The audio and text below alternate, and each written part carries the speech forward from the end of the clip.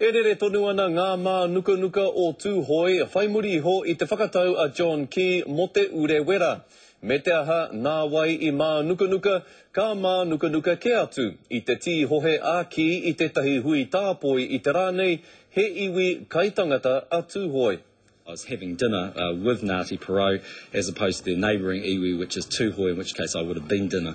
Ahapua te kōrero te kotahi a Tūhoi e kākata te pō, kua hōhai ngā kupu e taka mai ana i ngā ngutu o te Premier. Kāre ngā i Tūhoi i te katakata, moana whakapua ki kōrero tana. Mai anō i te mane nei, tainoa mai ki tēnei wā. Tēnei hihi ana ai e te whāngai a Tūhoi me hari ko Jerry Brownlee. Nā te mea nāna te ao Māori whakatakariri mo tana hihi a te Keri Waro me panga a Jerry Brownlee ki roto i a Tūhoi. Tāpi atu ki tērā, te ahua nei kāre ke te Premier i te tino matatai ki ngā hitori o ngā whakatau kreme o mua. We can't fully vest the National Park in the iwi. To do so would, in my view, be a step too far for most New Zealanders, but also would set a unique precedent that would have to be followed almost certainly in a number of other negotiations we have. It's not unique to Tūhoi. Anei te whakahoki a te tangata matatau ki ngā hitori a iwi.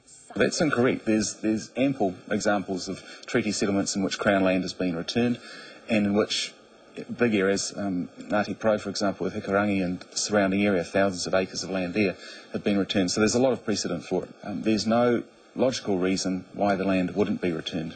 Engari kua kite he tangata makere no mai te kōrero i mua i te whakaaro. She was totally fine. I mean, she understands the challenge, disappointed, but understands the challenges. I'm just making it very clear that I am not fine with this decision. I nā hei tā Tāmati Kruger, kua katia ke te Premier ko nā waha o te minita whakatau tiriti me te minita papata whai. Engari kei te tautoko a ki i nā kōrero i whakaarohia e rātau. Yes, we did look at that, and we considered that, and that was a tricky decision for us. The reality of this treaty settlement process is that the easy ones were dealt with first up.